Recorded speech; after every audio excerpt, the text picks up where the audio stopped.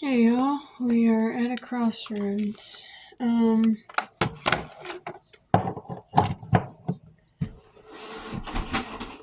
this, I am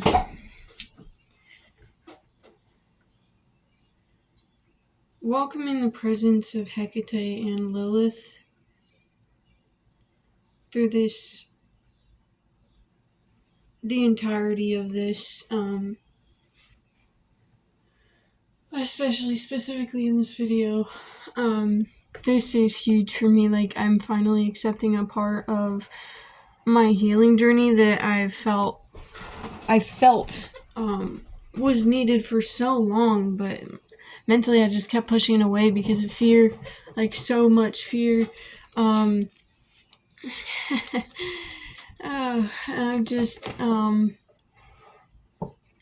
I am in a place now where I'm accepting the inevitability of this, and not just, oh well, it has to happen, it's gonna happen. Like, no, I'm accepting the fact and mentally acknowledging the fact that it is inevitable, because I've opened my mind to doing what I need to do in this part of my healing.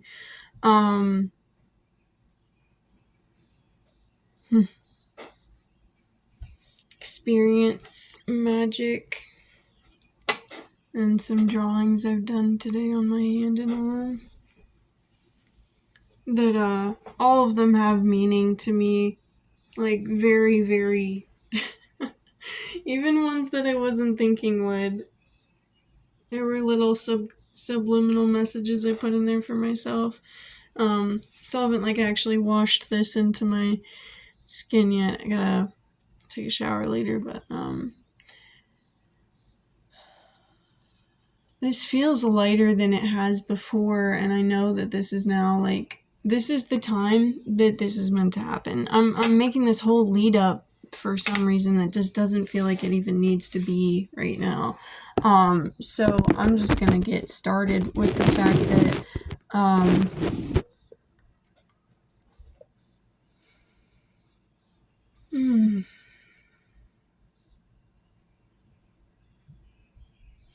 with the person that this is about, I'm going to preface with things that I actually wanted to preface with and that I feel are important. Going into this discussion, this sharing, this release,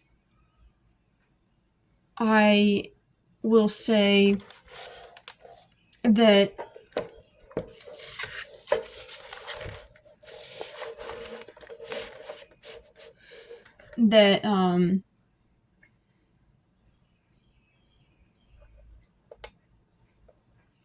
I trust.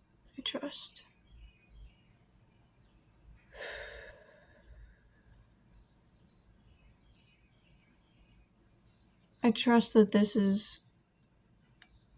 I trust that what is sent to me is meant for me.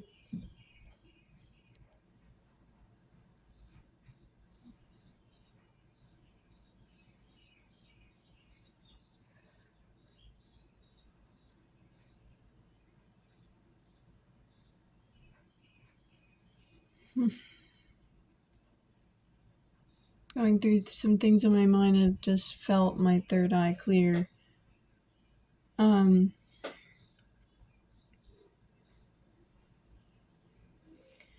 With the person that this is about, other than myself, well, actually with myself, the situation I'm going to talk on, I welcome you where you were then,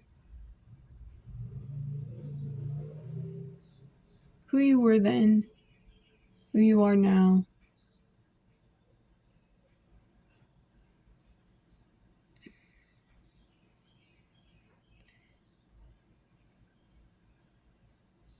I invite you, who you were then, who you are now, and who you are becoming.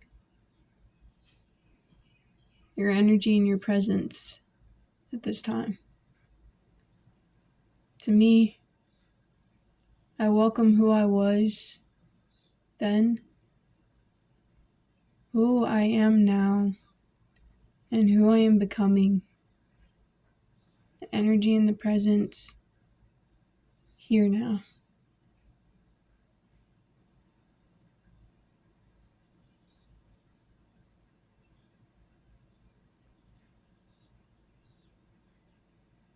As I said, this is something I felt is inevitable in my healing. So opening my mind to truly taking this step today,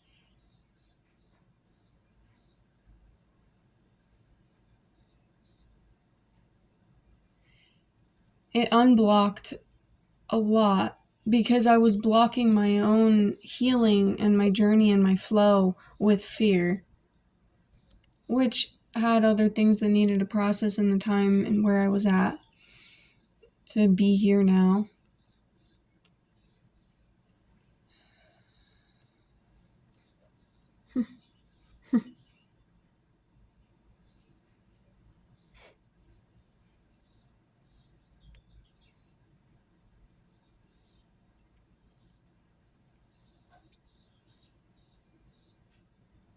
But at the same time, it feels like I've been holding on to this and allowing it to have not necessarily wanting to hold on, but again, holding on out of fear. I've been allowing this a home in me for far too long. And now it is time for this.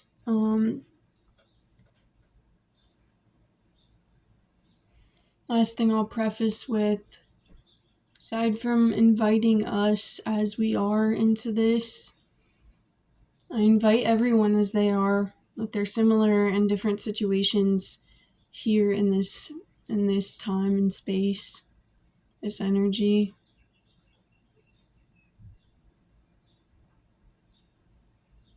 It's not heavy anymore. This is something completely new to me.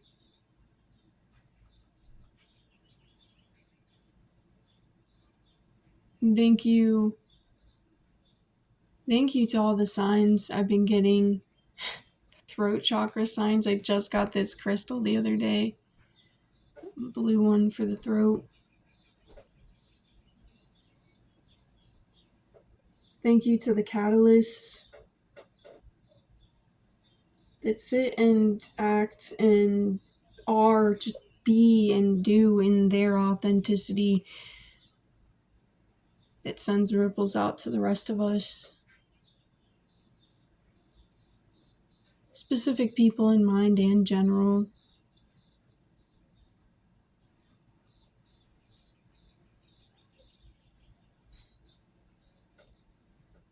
Thank you to all of you seeing this, for being exactly who you are right now and who you have been and who you are becoming, because I want you to know, and I say that because I wanted to know this, I wanted to hear this.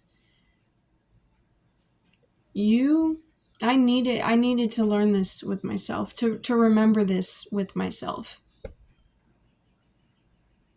That accepting of you in every moment it goes so deep. And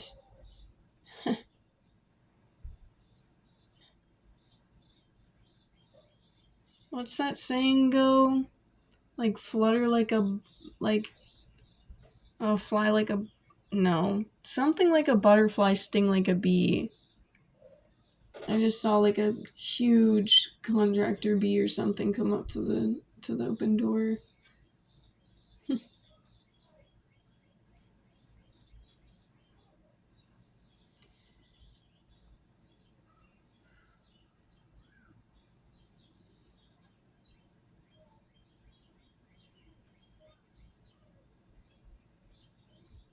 Even if you aren't who you want to be right now, you right now are the person who's going to get you to that point. Gratitude has helped me along my journey and is a focal point in every time I feel stuck.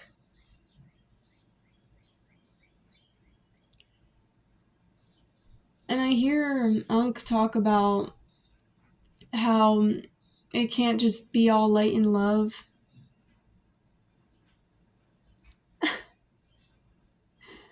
I just saw a bunny and a squirrel. The world. I don't see bunnies here often. I think the last time I saw one was years ago when I had been here visiting. But I know how Unc talks about how everything can't be light and love, and I do grasp that. But at the same time, there is it's everything to me is balance. When people are saying, "Oh, it's not this, it's this," or "Oh no, it's this, it's that," it's like, and I'm not mocking Unc there. It's with Unc, I agree with him, but I see something. I feel something a little bit differently there, with the fact that we are light and we are love. Like literally everything is light and love, and the darkness and the demons are just our like perceptions of things as we're moving through like life. Like there's no bad and evil. Like we're experiencing exactly what we need to experience for our highest good in every moment, even if we don't feel like it is. Even if something quote unquote bad happens to us in a day, it's all happening because it needed to happen for us. And yeah, that sounds fucked, but like I'm saying that with intent of sharing the situation I'm sharing, and I still think that that happened for exactly the reasons it was meant to happen. Whatever it was that causes it, whatever it is that it starts from, everything is light and love. It's just like the fact that there's plastic and all these things, but at the core it's from the earth. And yeah, like plastic and polyester is not going to affect us well. Like it's not good for our bodies. It's bad, I guess, but like it at the core it came from the earth, and then our perceptions, our way, our actions change that. So like I feel like it's the same thing with other things. I am not explaining this to the way that I feel it every time or all the time. But with that, I don't hate the person I'm about to talk about. Um, Never could. The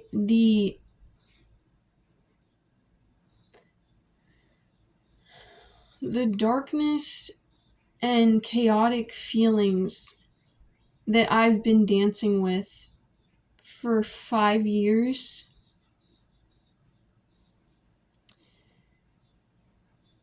I will I have never allowed to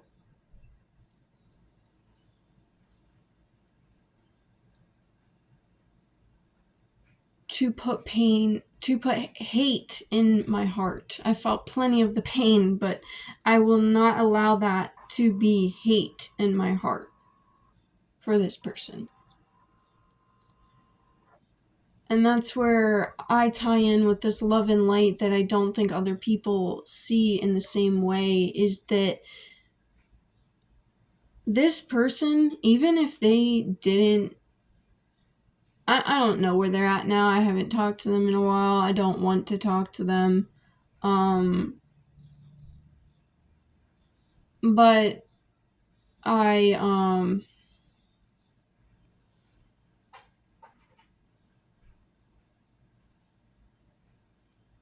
even if people don't change, like heal, change in the way that we expect them to, or see their potential to, they are still not evil. They're still not bad people. They are hurting, and they have been in growing up in the sick society, in all of these environments, everything that brought them up to be that person that they are. Yes, we make our own choices. Where do we make those choices from? From our own programming, from our own our own experiences. That, again, I will always say this. My understanding of others and myself. Oh, there's signs out this window right now. I've been seeing so many crows recently again, and I just saw 2 flutter past as I'm saying this. My understanding of myself and others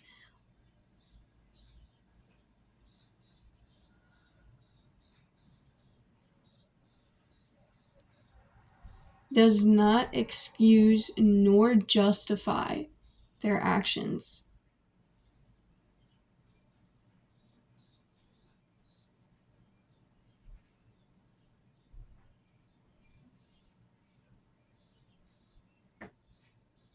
It allows me, within myself, to hold space, to have empathy, to have gratitude,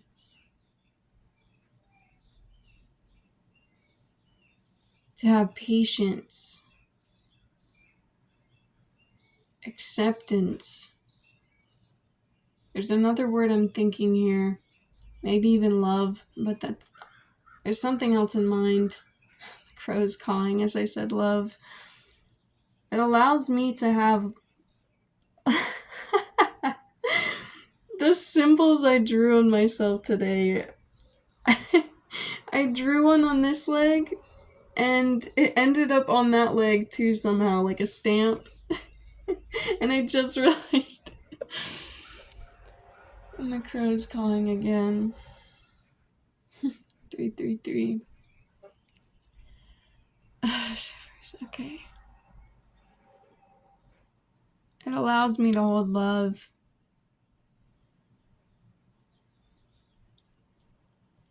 Rather than hate and guilt and shame and mistrust, rather than allowing someone else to affect me, I transmute that energy into the truth, to the baseline, to the frequency that everyone needs. And I say that because that ties into one of my main things with everything's not all love and light. Yet, and I'm not saying any of this against anything Unc thinks or saying as trying to assume what he thinks on anything. It's just like when I hear that, this is some of the things that I think about. Not related to him at all, but I know I brought him up at the beginning, so I'm very clarifying.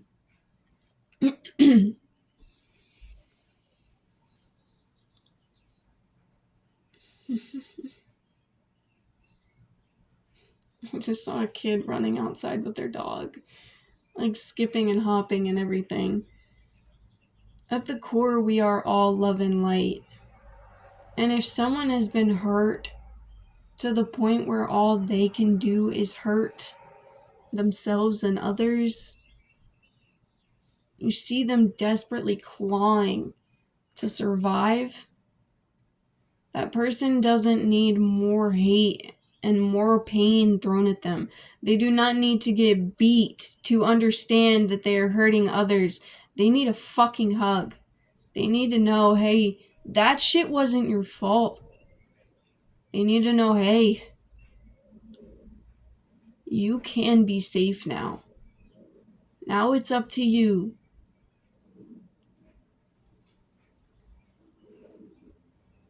Plenty more, but they need love. They need security. They need what they have never been given in this life.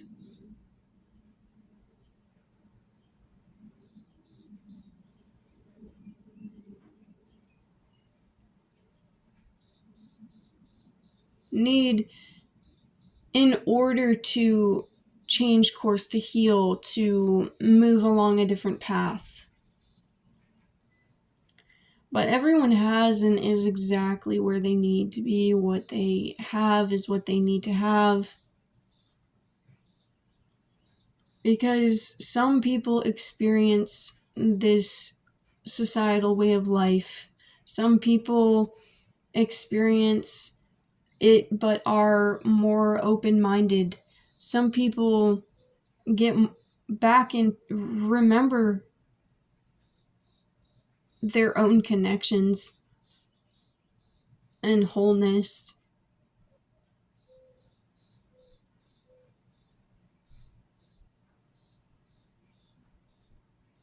And some people from the get-go are able to live their life connecting with the land and spirit. Every experience in everyone's life is exactly what that soul needs along their own eternal journey. Like, if we understand that in one day something bad happening is actually along the course of our highest good, then we must also understand that in the course of a lifetime,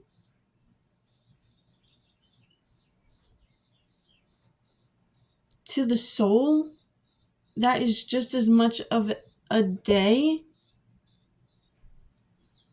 as to like a lifetime, if that makes sense.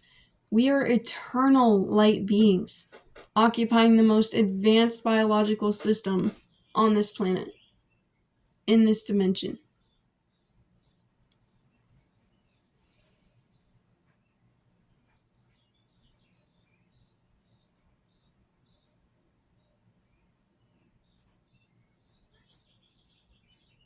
And thinking of that, then I think about the whole biological system of this planet.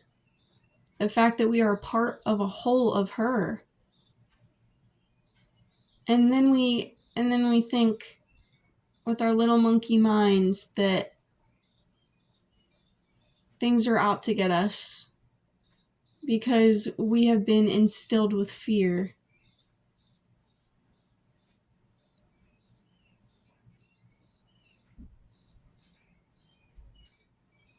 I know one of my biggest lessons I took from this experience had to do with fear. Along my healing journey of it, along the experience of it.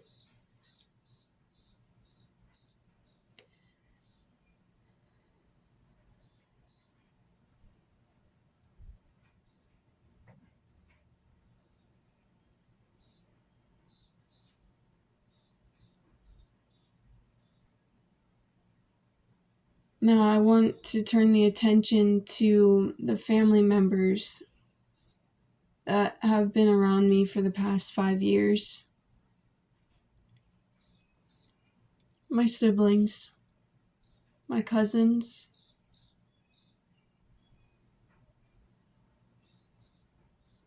my uncle, my parents.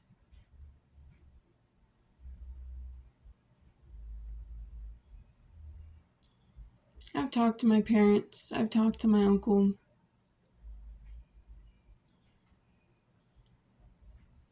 This is mostly directed to the kids. My siblings, my cousins.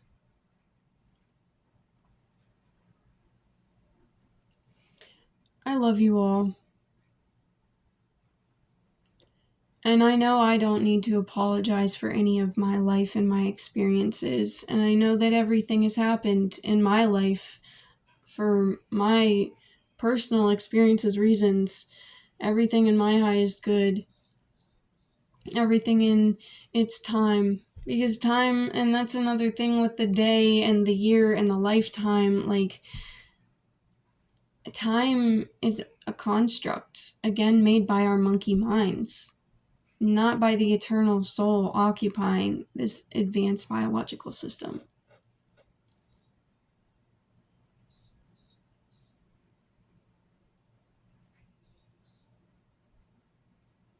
Everything and everyone is just as it should be.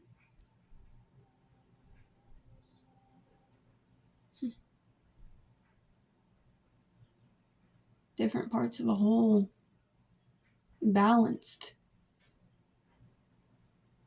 Even if our perception has us focusing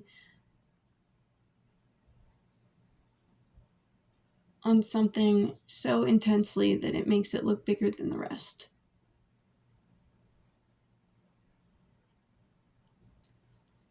So delving into why I brought my cousins and my siblings up, Aiden specifically, again, I know I don't have to apologize for this, but there's still this guilt and shame in my own being of just knowing the feelings that you were feeling, of recognizing these things, but then and asking in every direction with all the people you thought you could trust and not getting answers. This was my experience, but I know just as much as this is going to ripple out, that rippled out too. The thing I'm going to bring up. And so I don't want to say it, but I do at the same time, so I'm just going to say it because it's where I'm at right now. Aiden, and I wish I could say this in person, but I don't have a way to be in Virginia. You know that the last time we talked, I was telling you that I was going to say this to you as soon as I got to Virginia. We were going to have a conversation as to what's going on with the family, or what had been going on with the family, because it really wasn't anyone else's business.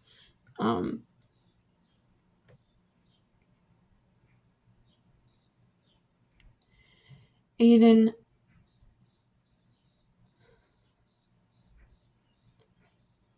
I apologize for how our energies affected you, how it rippled out to you, and the fact that I couldn't be truthful and open. I couldn't be open. Let me rephrase that. I wasn't lying to you, but I was not open because I was not ready until now to be open. I didn't feel safe with anyone that's found out so far. And this release is that release of the last bit of fear that still feels like it controls me. Because I'm not going to live my life having this hiding in the nooks and crannies in my being anymore.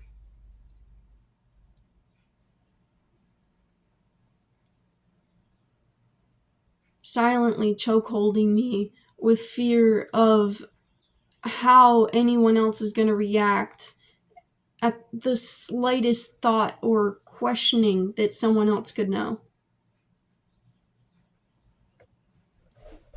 The fear of how they're going to see the other person when they know.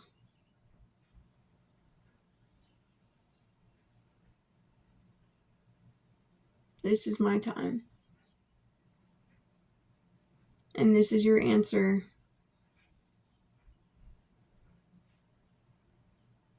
And I can't and I do not want to control how you perceive it. So I won't preface much with how it connected with my parents.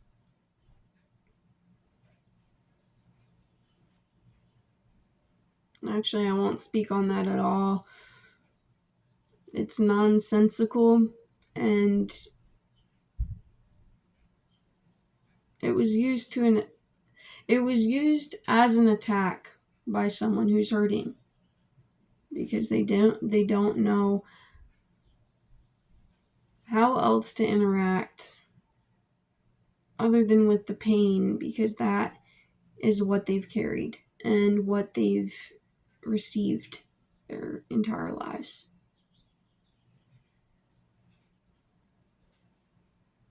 Because what we embody as within, as without. It's not just what we mentally focus on, because you can focus on love and light and happiness and joy and going around and fucking around and doing shit and being happy. That kind of fucking love and light. Or you can go inward, recognize where you need love and light, and pour that into yourself.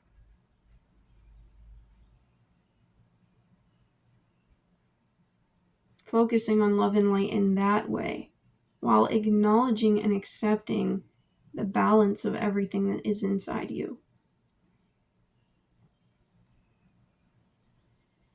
With that, the situation.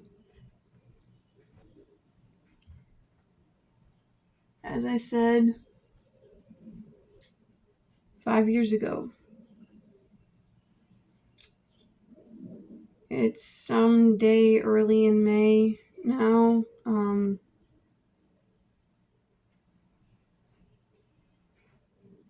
It's the 6th of May.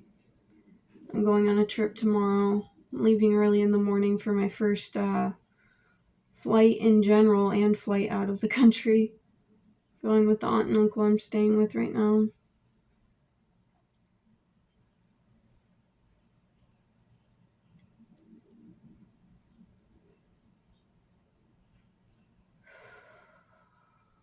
I'll take this as slow and as fast as I need and bring up everything that I feel is important. As I started really delving into starting to share and release this, I felt it stir in my womb. I'm moving energy today. As soon as I set the intention to release it in this way, to release the fear of anyone finding out, to release the fear of it happening again.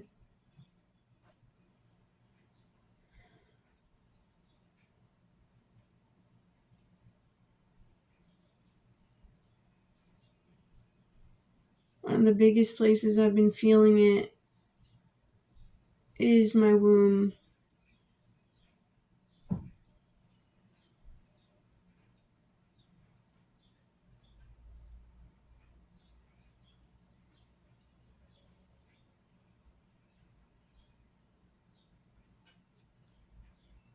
It's the 6th of May.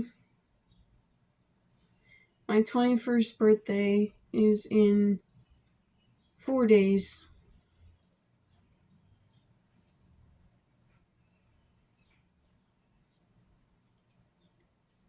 Five years ago on my birthday,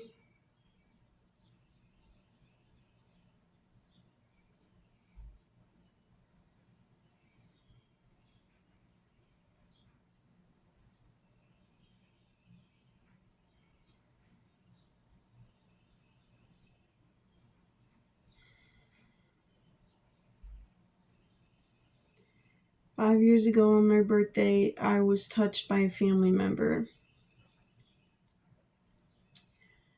To me, other than my brother, so like the only person who was older than me that I actually trusted was this person. We all laid down on the trampoline that night because I turned. So like imagine like the night for the day before my birthday. Like this is the day before my birthday, and we're going into the night, and then we hit midnight. So technically now it's my birthday. 15 minutes into my birthday, midnight past 15, so 12:15 past midnight on my birthday is my birthday. So the day before or the night before, we go out and lay on the trampoline.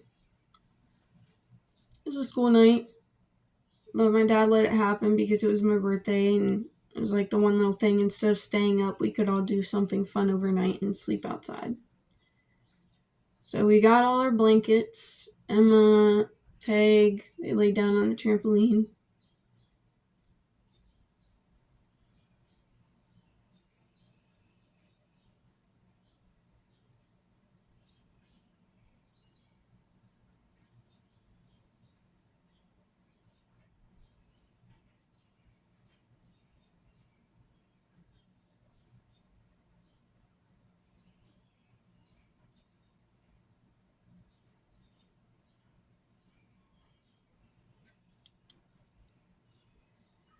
Tag and this person laid next to each other first.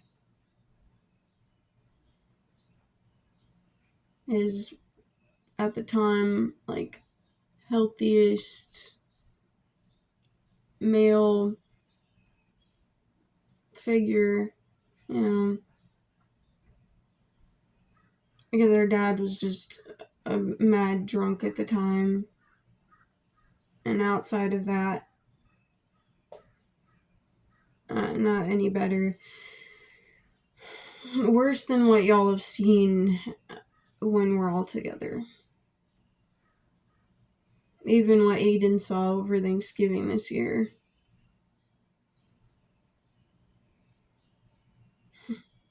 Which, God, I'll move on from that. That wasn't even what I was meaning to say, but clearly there's some other feelings there.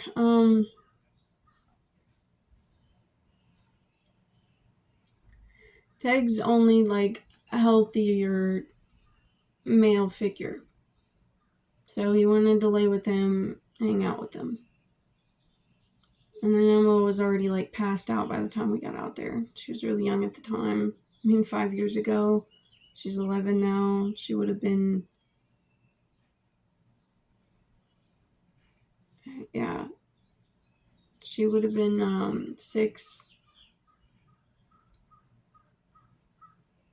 So she was already passed out by the time we got out there. Tag and him laid down together. I got on the trampoline with my bedding, my big-ass comforter, and my pillow.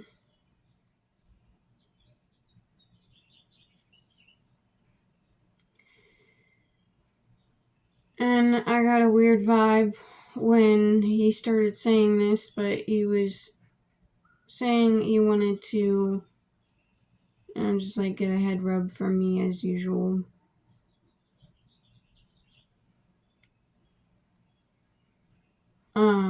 But Tag was so upset that, like, even though it was my birthday, and so he was making it sound like he wanted to lay next to me and everything. It's like my birthday, and he wanted to, like, hang out. He wanted to head rub, blah, blah, blah. Whatever the hell it was, head rub, back rub, whatever the fuck.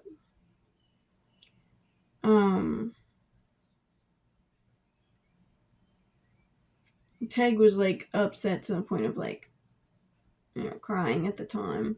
And, bro, I don't mean to out you. It's just, like, that's one of the, it's a big part for me in this scene, was that even though he had clearly wanted to hang out with you, like, him so bad, like, he still, like, came over to me for this.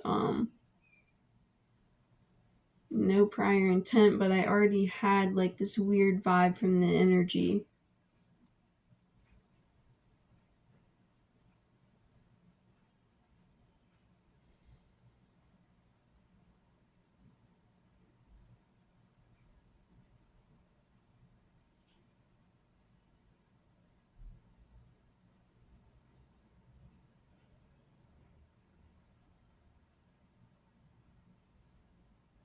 Head rub, back rub for him led to a back rub for me that led to him doing more. And at this point, I think people, y'all will know who it is just by saying that they wanted a head rub, back rub, laying down. But look y'all in the eyes for this one.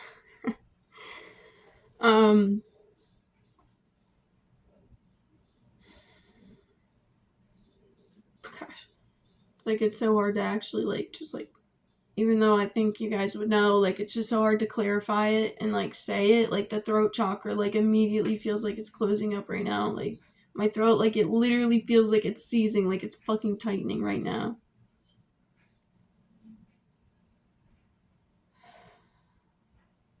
I feel like there's, like, the energy of it doesn't want to let go because it knows as soon as I let this out, it doesn't have any fucking control over me anymore.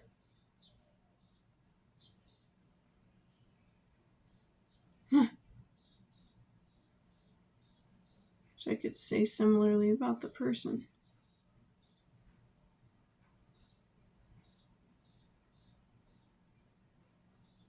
The truth is the most important thing.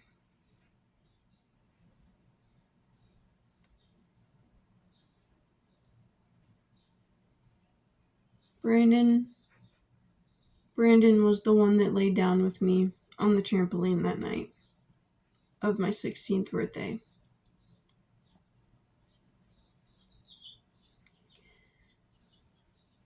We stayed up all night. I didn't know how to say no to what was going on.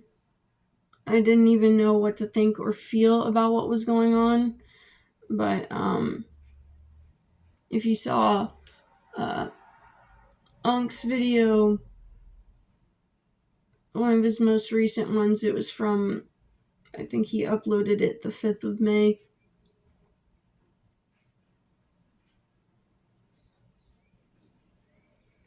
He was talking about a dream. It's labeled something like explicit something. It's like 40 minutes long. He goes into talking about how this one figure, I'm not going to go into specifics about it because it's not mine to share. If you have interest or pull to it, then go check out his video. But he had someone in his dream trying to sexually entice him. And they did something that, even though he wasn't interested in the idea of it, especially with that person or in general at all, it still had his body having reactions. I, at 16, had no sexual experience. I hadn't even been fingered before. I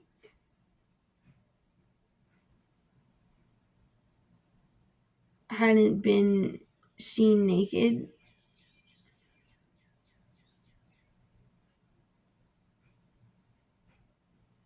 I'd been sexualized my whole life, but I hadn't actually been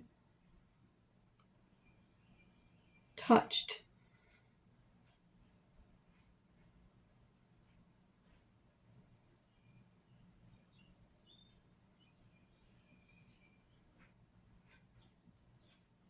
So when things, I'm not trying to get into weird specifics with y'all because I'm sure you don't want to picture this. But when things started escalating from the back rub to else, I of course started bodily having reactions, and that made it even harder to understand how to feel because then I had hormones coursing through me. It just made me freeze. I was just frozen. I'm allowing whatever shakes and whatever ends up releasing in this release because it just needs to be felt and dealt with. Felt and dealt.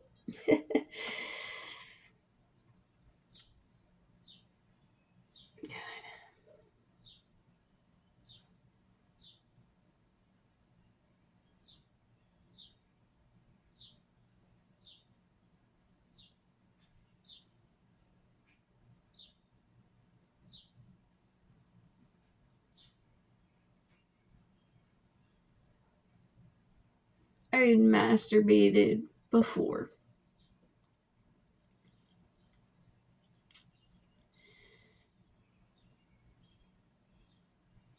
But I had to leave the trampoline at one point because I had to use the bathroom. And he stayed behind on the trampoline. And when I got inside, I mean, for his sake, thank goodness the parents were sleeping because I walked in and I felt like I felt like I didn't know what to do, but in like movies and shit, when this happens, like you're supposed to, like everyone tells you, you're supposed to like tell an adult or tell a trusted adult, whatever. And so like I got out of the situation, and my first thought when I got inside and started down the hallway to go to the bathroom was like, should I just go in and tell the parents? But I was terrified of what would happen. In general, I didn't even think. I was just terrified. I didn't have a thought as to what I was scared of. I was just scared. It was like every decision I could make at that moment felt terrifying. So doing nothing at all was the easiest thing to do.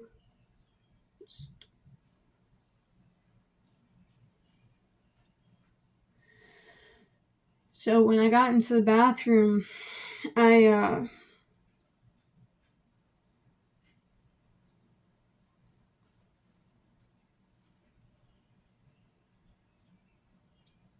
pulled down my pants, and I realized that that was like,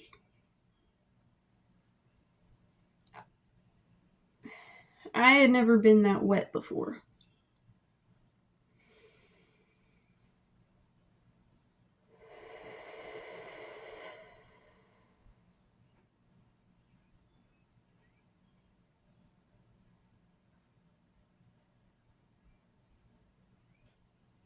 So,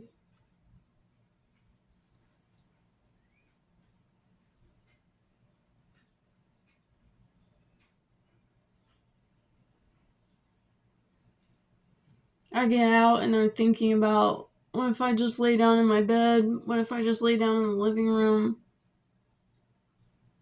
Kind of wait it out until school starts. But I don't do that. It's just a passing thought as I go past the living room back outside. My blanket's outside anyways. Whatever.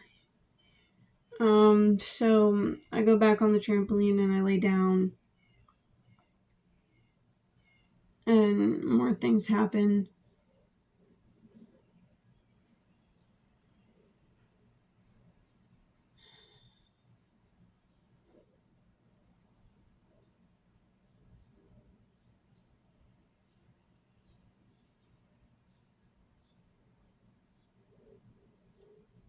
First time giving blowjob.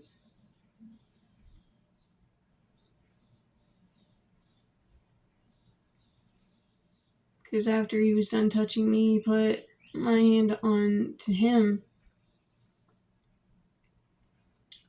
for a chest stomach rub instead of a back rub.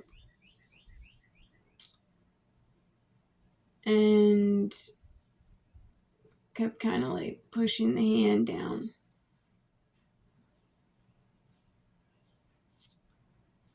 And his underwear down.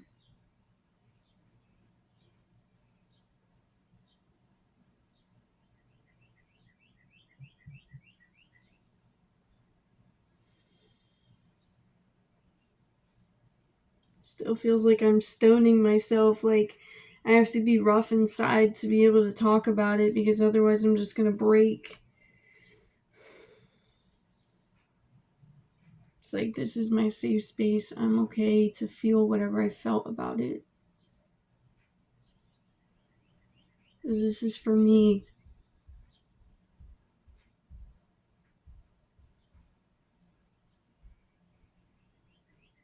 I share this, of course, for everything it's going to ripple out to. But more so than y'all, I share this for me.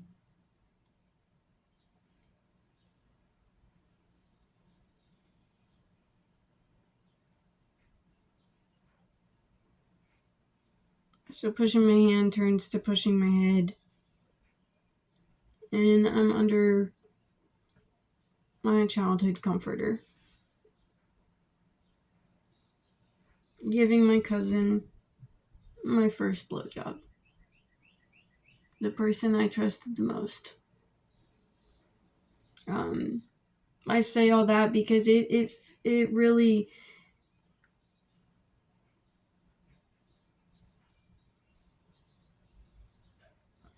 I feel like part of me trusted him so much so that I gave up my control. Other than the fear, it was like,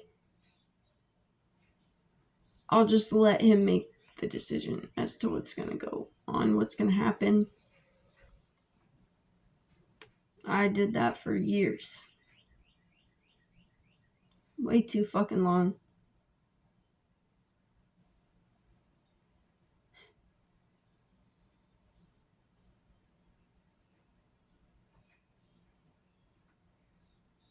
And honestly, I am gonna go into some specifics for myself to just let it out for the last fucking time, because I don't need to be carrying this shit like it's my fucking secret. It's not a fucking secret. It's my fucking life and my experiences, and I don't need to hide it because I'm protecting someone else from their own fucking actions and accountability.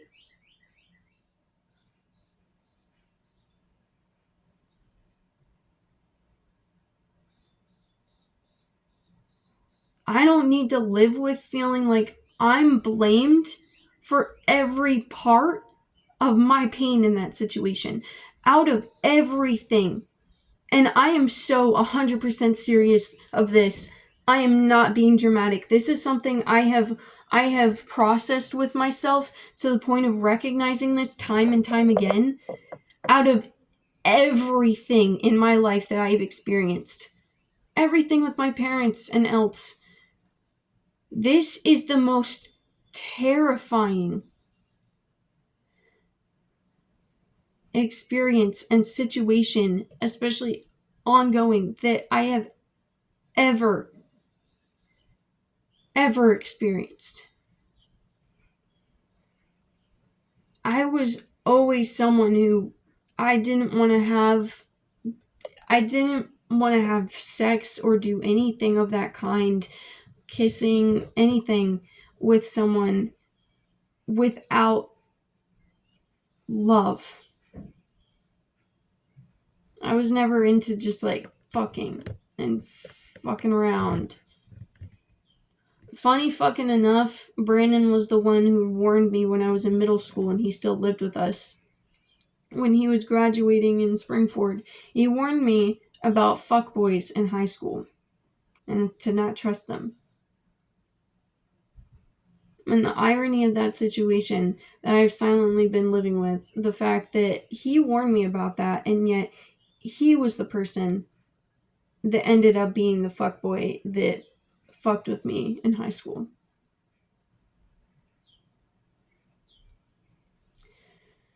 So after my birthday, I came back from school the next day, and he's like, it was awkward, but we never talked about it. We literally never fucking talked about it until everyone just stopped talking, because Unc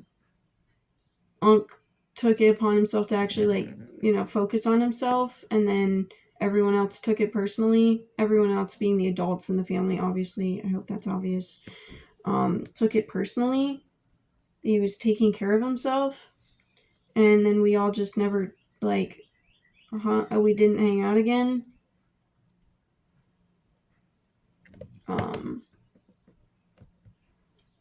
Yeah.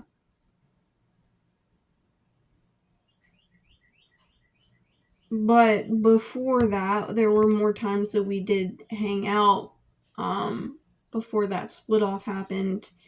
And each time, similar situation would occur. And the one that I really feel like I just need to let out, like my womb is seriously hurting like right now. Like I'm not on my period or anything. Like this is probably going to cause it to start. Fuck. Like there's so much physical pain there.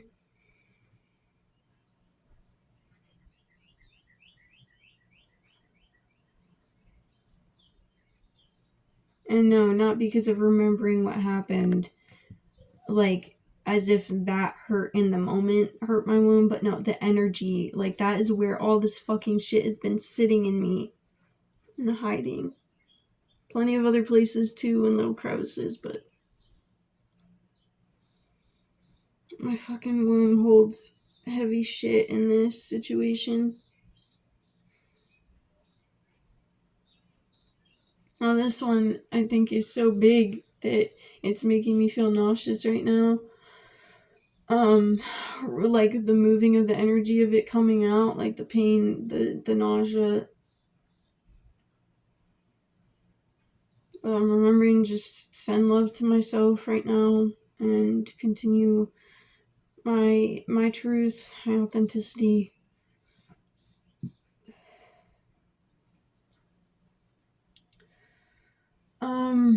There was another time where we were on the couch at my dad's, and I don't even remember how this one started, but we were laying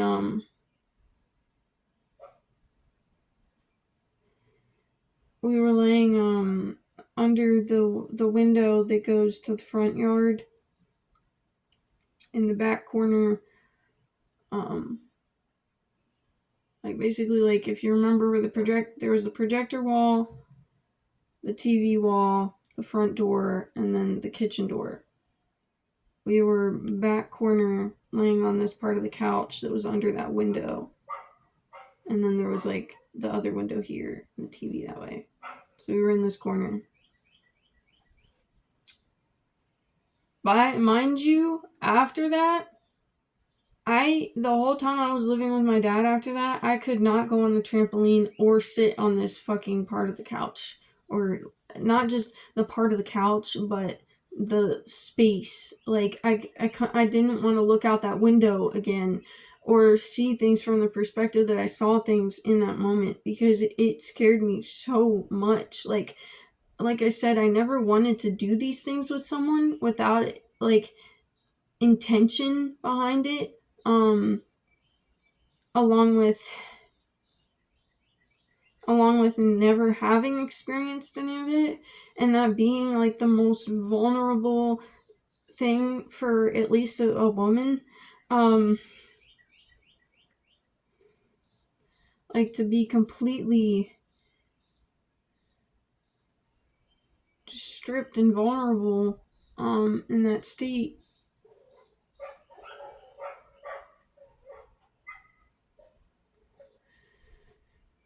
And the thing that I remember from this, like I said, I don't remember how it started, and either way, I'm not trying to tell you every single fucking detail. I'm saying what I feel like I need to. He ended up on top of me with his hips above my head, and I had to, it's basically another blowjob. I have a terrible gag reflex, by the way.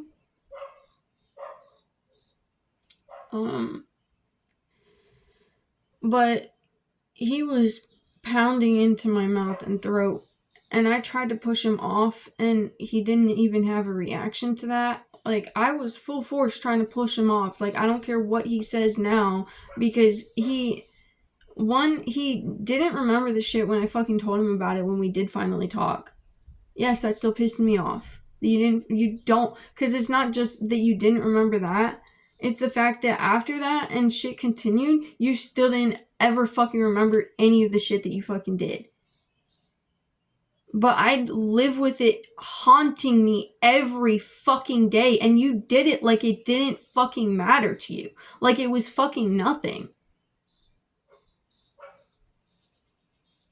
And yet it's like, if that was how you felt, then why the fuck could you not have done that with someone else? Something I had felt the entire time. So yes, I'm just letting it out now. I don't hate him now. I don't feel all of this stuff like it is a feeling now, but it's shit that I've carried and I've been feeling in a way that I just need to release and let go, because it's not where I'm logically, mentally at anymore with this.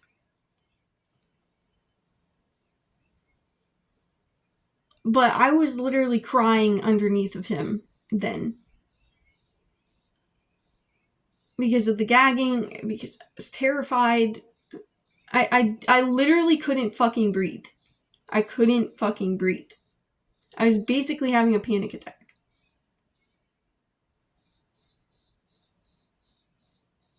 And no, I didn't tell you that I was basically having a panic attack, but I've told you all this shit before. I can feel it. It's like a fucking sense. That's one of those times where he's like, oh, well, you never told me that. Bitch, does it fucking matter that I never told you that? Or does it matter that you fucking did this and didn't even have a care about what the fuck was going on? Like, okay. And this may not be where you're at anymore. I'm not saying it is, but this is what I've dealt with, and these are the emotions that are coming out now. And I'm gonna stop fucking prefacing everything because I'm allowed to fucking feel upset about this shit. And yes, I said all the responsibility and all the blame earlier because I do take my responsibility for perpetuating this in our family. And I take the responsibility for not saying anything in the moments to stop it because I was too fucking scared. And for fucking everything else that's actually mine. I'm not gonna fucking sit here and list everything. I take responsibility for staying when I knew I should have fucking left.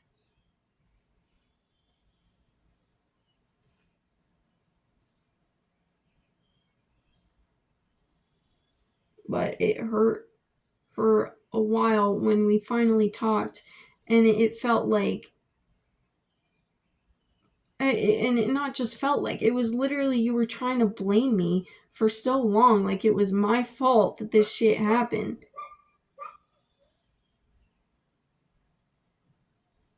And it goes so much deeper than just like the situation of the sexual stuff. Because yeah, there was that time, there was another time, there were 2 other times, and then there were 4 times in total, and then there was the split off with the family. And then we barely even texted after that, let alone we never fucking talked about this shit. Until I moved to Virginia. And Brandon was actually the person who got me in touch with Unc to move to Virginia. Mind you, before I moved to Virginia, I thought Brandon was around, but he was talking the whole time as it's Unc's house, Unc's house, Unc's house. Never brought up to me the fact that he was living there too. So, like, even though my parents, who had found out because my mom found out what happened, and that's a whole other thing, made a whole situation so that my senior year, because of course, like, you know, my parents found something out that they could use against each other in court and did so.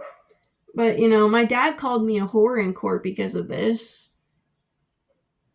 You know, like, that's going to get your daughter back. Call her a whore in court because she just wanted it, and that's why it happened in your house. Because my mom was saying that his house was unsafe and she can't come back home, so then she didn't let me come back after summer vacation.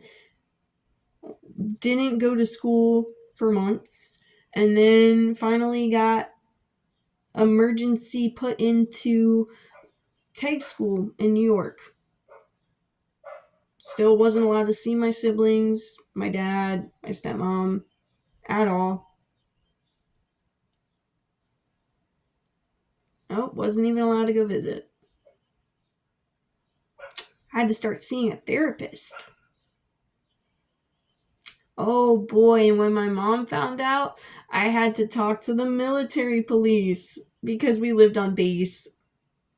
So I had to talk to the military police. Then they took me to the state trooper, told me I had to talk to them instead after I'd relayed and relived my whole entire story to them. State trooper, then they were like, oh, well, we gotta bring this to the cops that were actually in the like place of where you were at. So we're gonna have you talk to the Victims Associates Center. Had a whole little dog that I could pet and everything while I was there, like a whole live dog sitting in there, video cameras on me, Victims Associates Center asking me fucking questions. fucking think I'm lying because I'm not breaking down, because I'm just fucking numb to this shit at this point. I'm not gonna allow myself to be even weaker than I felt like I sounded by even saying that this shit happened to me, let alone, like, happened to me at the time, but whatever wording you want to use there, that this shit happened, made me feel like I was weak, like, because saying that made it, like, gave an opening to other people, like, oh, like, she just lets this shit happen, so, like, obviously I could do that too if I found out that this happens. So no, I wasn't gonna tell anybody I didn't trust, because yeah, I still had issues with that shit happening. After it happened with him, multiple people at school started doing it. I wasn't even dating these people. Fucking weirdos.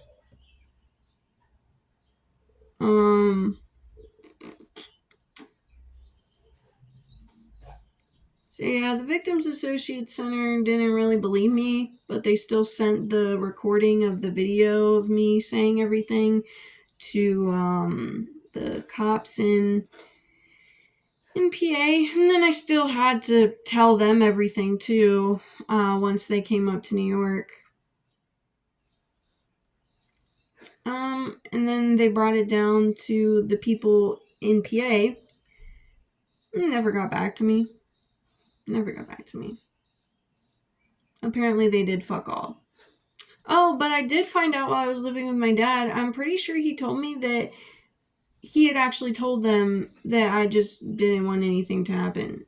Even though he was also the person trying to help me figure out how to get in contact with them, because I was trying to see what was going on with the situation. I didn't want to talk to the cops to begin with, mind you.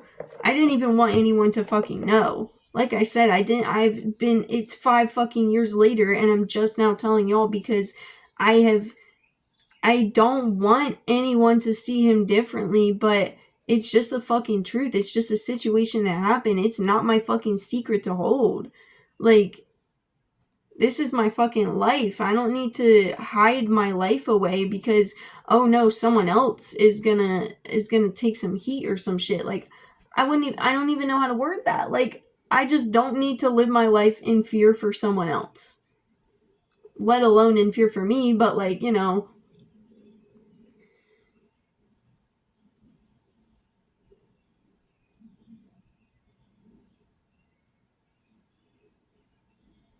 So yeah, I had to relive the most terrifying thing of my life for multiple times with random fuck ass strangers that were questioning me to see if I was even telling the truth, because they thought that I was fucking lying, because people fucking say shit to use against people.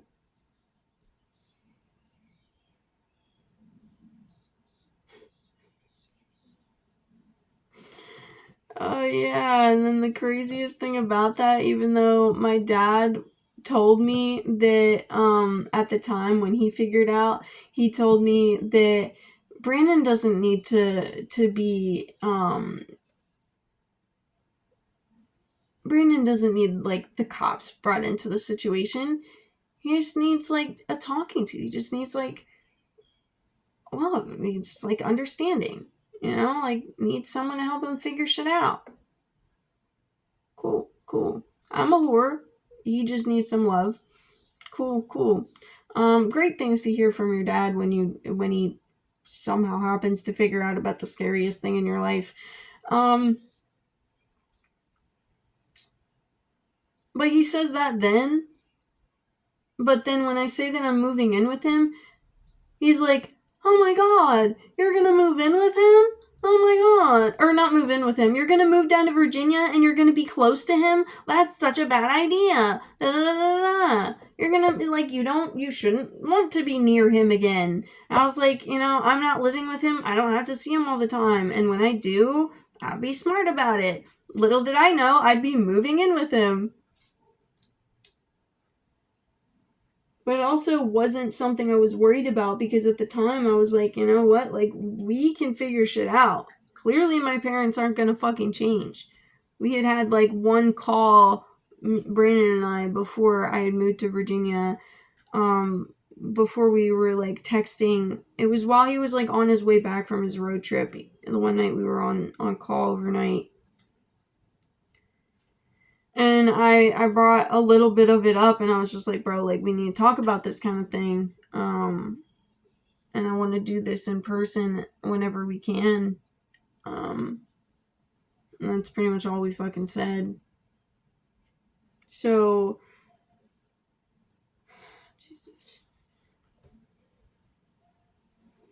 So yeah, my dad's saying, like, it's not smart for me to do that, and I was just like, you know what, I'm leaving because I need to get out of the situation I'm in then. Getting out of one situation to move into another. All the contradictions and craziness and nonsensical bullshit that comes with chaos when you're not dancing, when you don't know how to dance with it. When there's chaos in you and chaos around you, it didn't make for a pretty sight.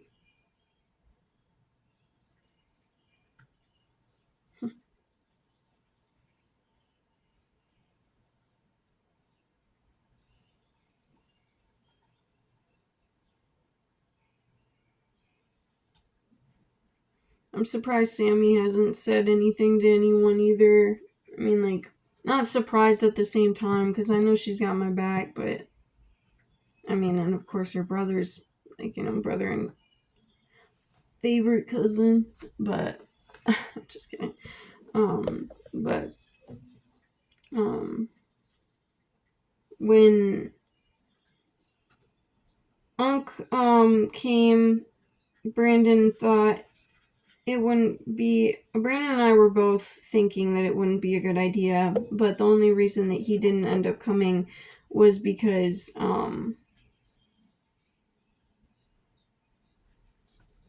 the car that Unc was taking was sketch. So if he needed to get picked up, Brandon was going to come with his car from Virginia to get him, or all of us, depending on what was going on, like, how far he got. So, Sammy had come with Unc to help me pack, or like get things out of the house. I had already packed everything up. It was in trash bags and boxes. Well, trash bags and like the plastic box things that I had at the time for like storage in my room. And we tried to get everything before my parents woke up, but they kind of woke up hearing us take everything out of the house. Anna saw Sammy. Anna got my dad awake. My dad started crashing out. Said something to Sammy about, like, do you even know what happened between her and Brandon? And Sammy ended up, like, when we got something outside, she ended up, like, dipping into, like, the parking lot, because that's where Unc had parked. Parking lot next door, and called Brandon immediately, of course, because I mean, who the hell wouldn't call their sibling after they hear allegations like that?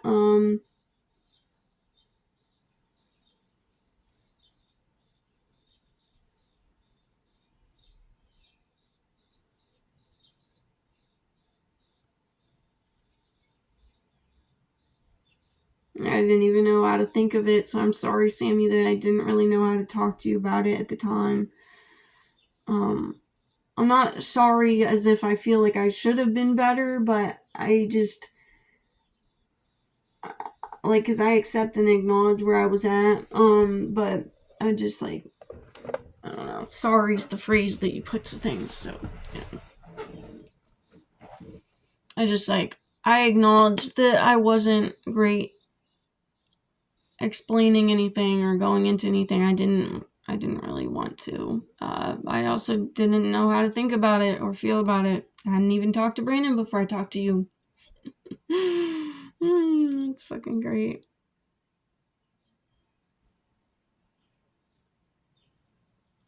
Um,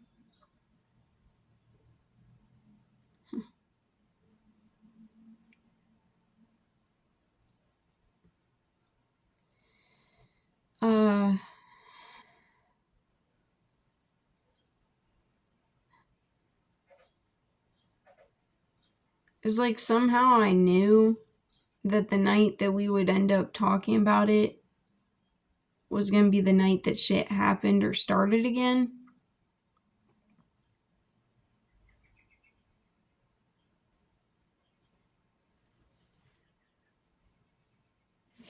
But this is one of those things I still feel really fucking stupid about, is the fact that I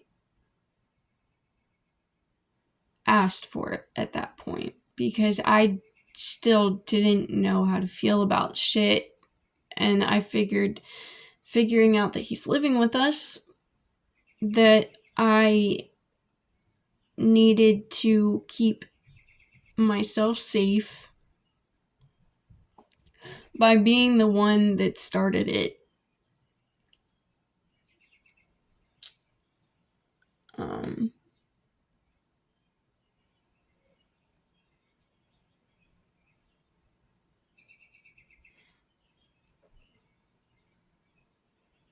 hmm.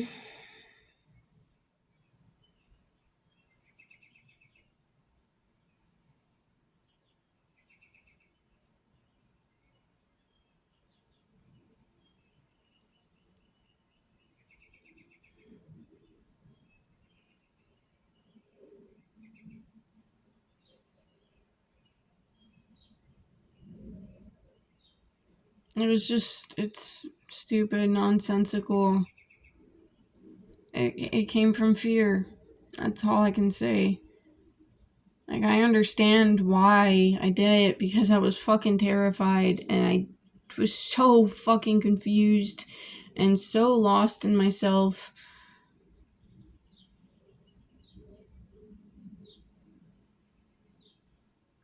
So shit went further that night.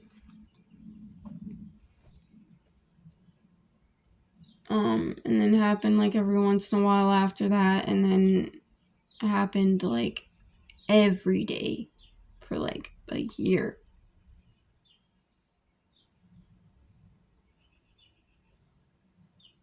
And that's when the dynamic outside of just that situation, a part of our relationship, got really fucked.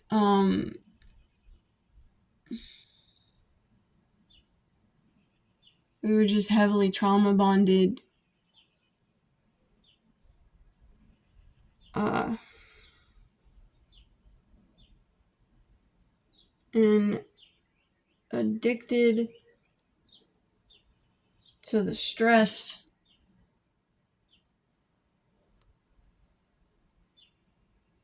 Every time shit would happen, the next day I'd be I'd be begging him, like asking him, trying to talk to him, telling him that I didn't want it. I couldn't do it in the moment, and he knew that. So it kind of gave a free pass for it just to continue, because it was easy for him to just do it, because he knew I wasn't going to stop him. But I talked to him the next day.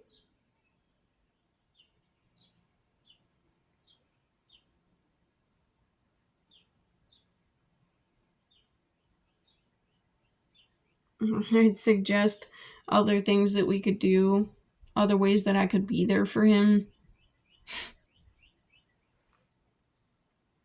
It took me a long, long time to figure out that I just needed to be there for myself.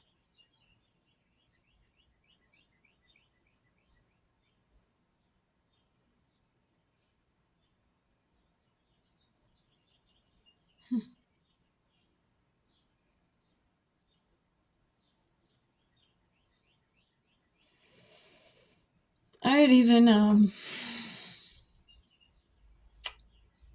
I had told Unc everything that was going on without telling him who it was. Like, and without going into certain specifics. Like, I just kind of, like, glazed over and said, like, sexual kind of relationship, how the dynamic was going, fact that I tell them I didn't want it, but then things would keep going, and where I was at with it, and of course the fact that I was perpetuating it, continuing, but that I couldn't stop it, and where I was at, and all this shit. And I told him because I needed to leave, and he specifically asked me if it had to do with Brandon.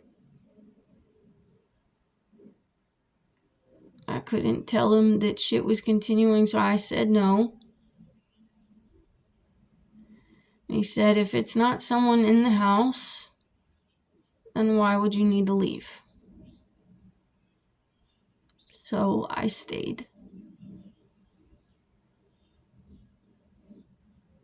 I don't play around with what ifs, but looking back at this, it's just like, dude, I don't know where I would have even gone at that point.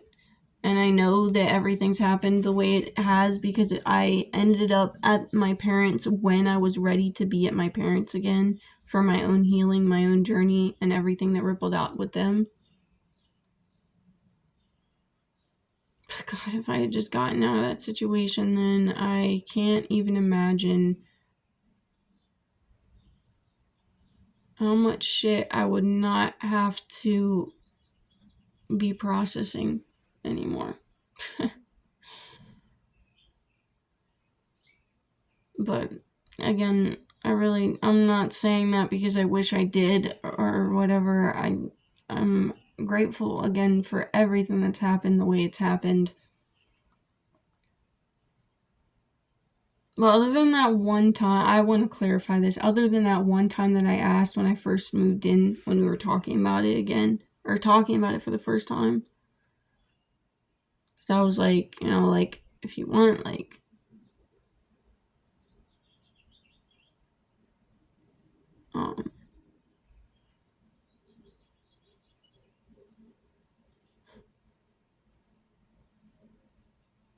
so fucking confused.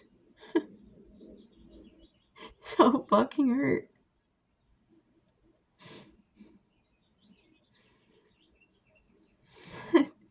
You have no idea how many thoughts went through my mind for the 2 years we didn't talk about it. Because I had no idea what it meant. I had no idea why he did it.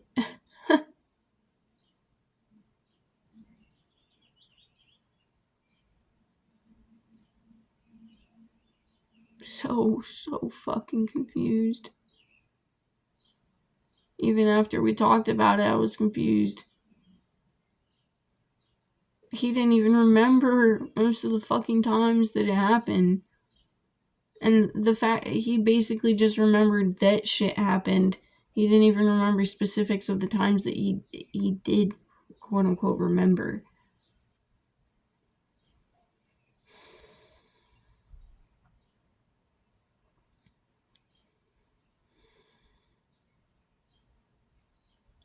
I'm probably gonna do some slow dances after this. I just need to let this stuff out of my body that I still feel like I have to harden to fucking talk about.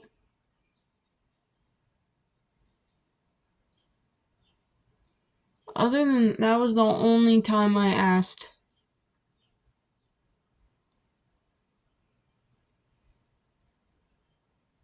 Otherwise, it was the same shit that I had that fucking hope with my parents. I started hating hope after a while because I was just like, how fucking naive do I have to be to continue having hope for a situation that has just proved to me that 1 plus 1 equals 2 instead of hoping that it just created something else that I thought I saw in it.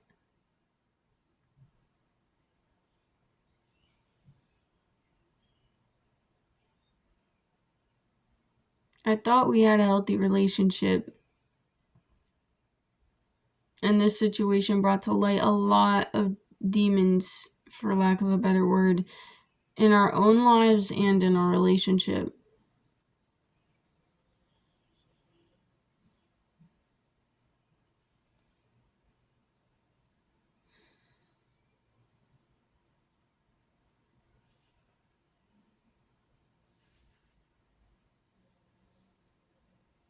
I can't even count. Like, it's literally an endless amount of times that I wish that I could have, like, I say wished, like past tense, like, again, this is not where I'm currently at with the situation, but I'm releasing all the things that for 5 years I've been holding on to. Like, I wish that I could have given him the safe space that he clearly needed. There were times when we were doing things, I just see his inner child, like it's a fucking little boy that's hurt and doesn't know what the fuck to do with it and needs to fuck it away.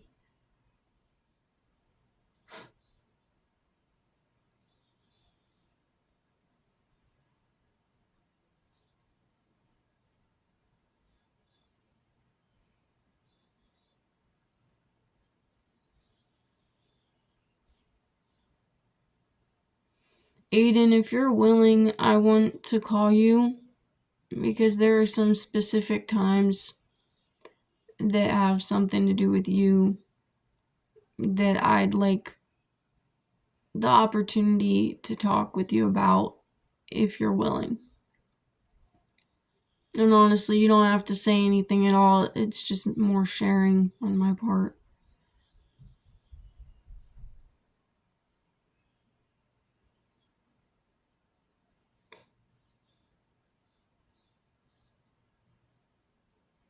Yeah, but you really didn't care.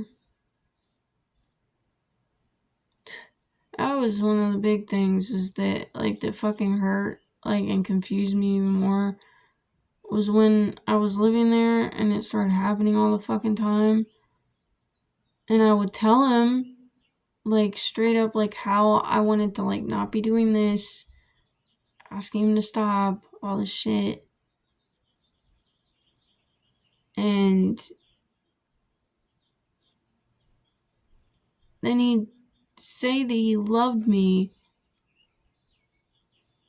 but then, like, you know, actions speaking louder than words type shit, like, they just weren't aligned. I'm not saying anything about him, it's just that mentality of, like, what I was, like, going through, and with not processing this at the time, of, like, just feeling like, okay, well, he said he loves me, so I'm you know, and then on top of that, having my stupid hope that, okay, so I compared this to my parents, and I didn't actually explain, but having my endless hope for every time my dad would go through, like, the fucking ups and downs with abusive parents, like that vacation period where it just feels like it's great and life's okay and blah blah blah, and then boom, like, shit crashes and hits the fan and whatever the fuck. But through that time, it's like reinstilling all that hope, that fucking Stockholm syndrome, staying here, you're doing great, everything's fine, things are getting better, things are getting better, things are getting better. But this, it would be in every fucking day cycle of, okay, this day he's not gonna fucking do it until I just realized it was just gonna keep happening. It was just gonna keep happening, and that's one of the things where I was like, okay, well, I just need to fucking leave. I didn't fucking leave.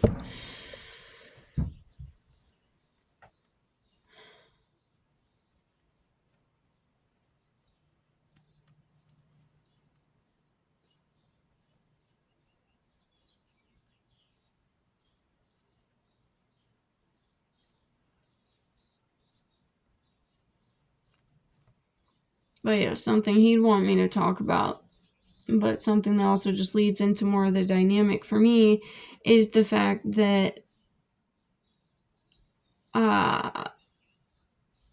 we were trying to pull away from addictions. Bitch, this shit didn't fucking start until way after all the other fucking shit started. Because you can't fucking talk to me about, oh, I was on my healing journey, I was doing this, I was trying to do this, and blah, blah, blah, so then this just happened coincidentally because of this. Like, you can't throw the blame around. But you can I can understand things perfectly fucking well. Yes. It definitely added to it at some point, but it's not where the fuck it started. So we were pulling away from addictions. So then he delved deeper into this one. But pulling away from addictions at the same time as it was like slots. It's like we have a certain amount of slots for addictions. And if you take one out, you put something else in there. So it was like taking out food, we put nicotine, blunts, blah, blah, blah.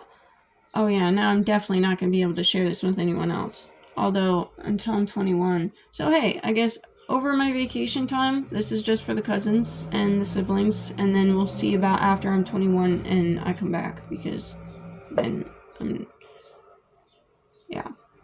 But yeah, so nicotine. And then it turned into, we just weren't going to pull away from any of it, and we were delving into everything together, just being completely fucking toxic with each other, because we just kept on perpetuating it for the both of us.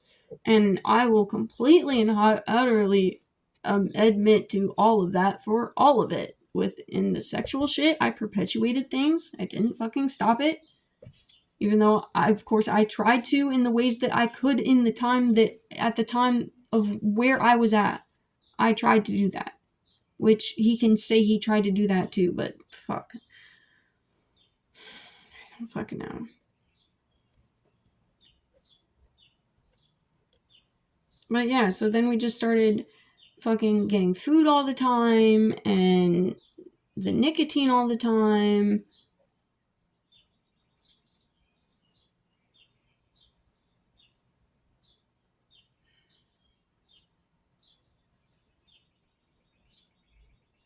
And it was something I recognized, and I wrote so much during this time period, because I felt like I just couldn't, I just was dealing with so much alone, because I couldn't trust him.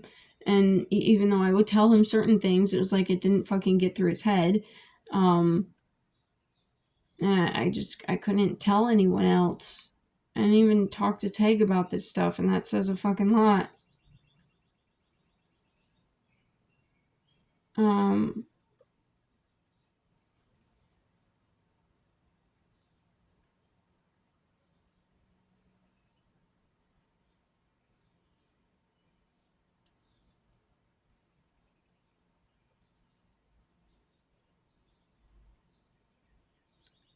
So one of the things I definitely written down before was that whenever we'd watch movies, play video games, smoke, drink, well, he would drink. I didn't ever really do that. I mean, like, I took a few sips, like, of stuff before, but I never actually got drunk with him or anything. Not even tipsy. But he definitely got to the point of feeling it. So drinking, smoking, playing games, watching movies, fucking watching movies at night. And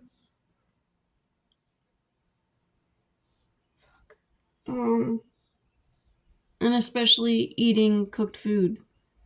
It was all like leading him up to like the overstimulation point of that overstimulating release that he needed through through me.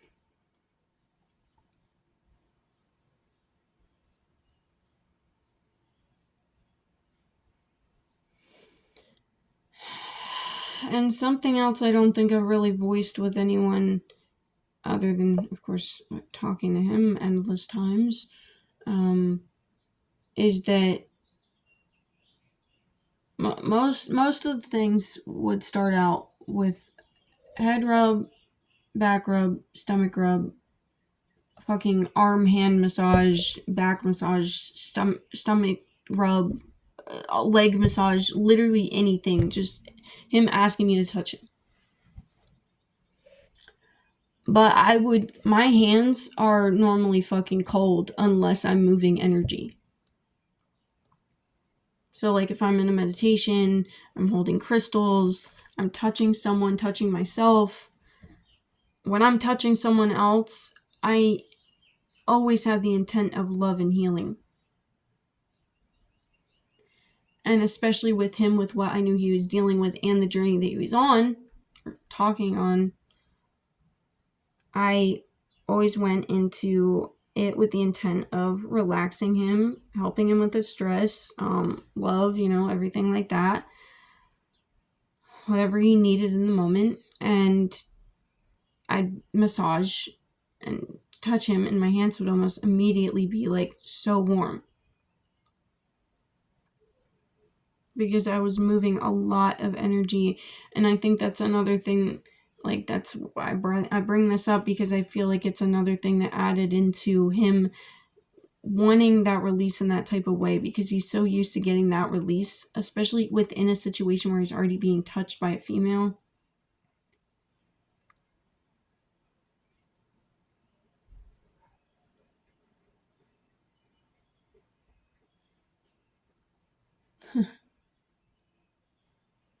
That yeah, it just triggered him needing that release.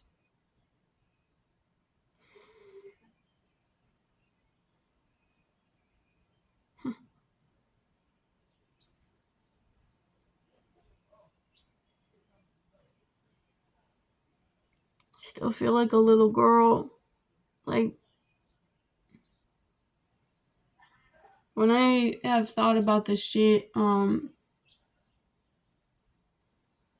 like years in my life, I didn't want to be touched, especially if I was talking about it. Like, never wanted to be touched, even head pats or like hugs or anything. I just,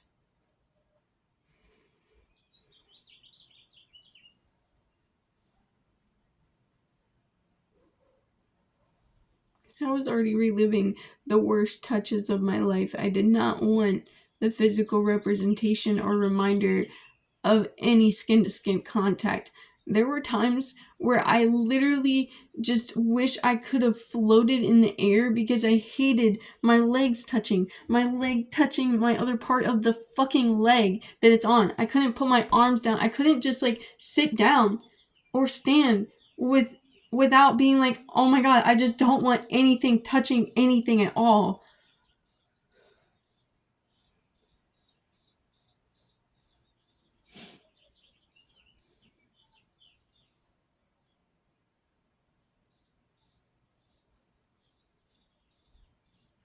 But when I told him about things and I talked to him so many times, I just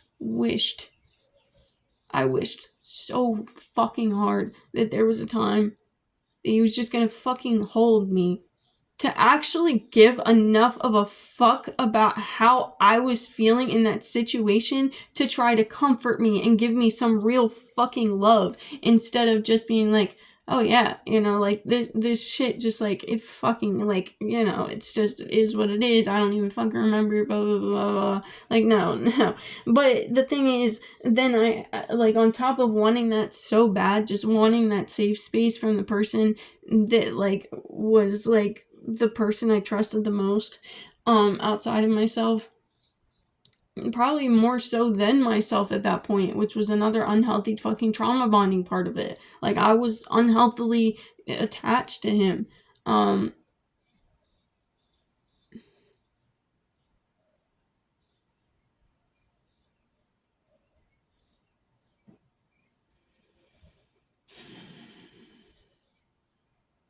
Which didn't have to be unhealthy if I didn't look up to him in the way that I did, as if him in his unhealthy state was supposed to be my role model, to be who I became, to put it in the best terms.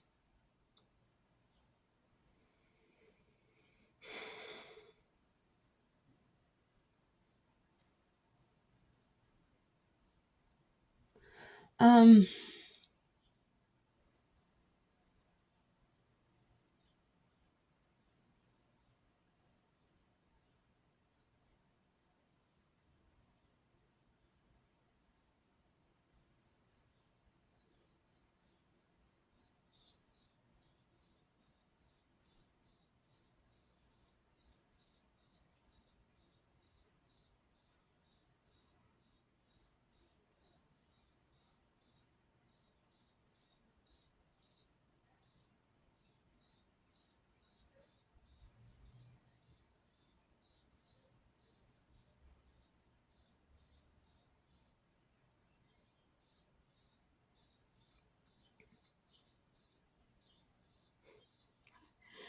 like, fuck, I think of something else and I still don't want to say it.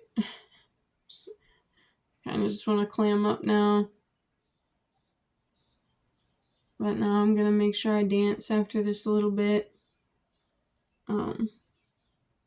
Keep things moving, don't lock up, don't fucking pressurize and put down the energy that I'm releasing now.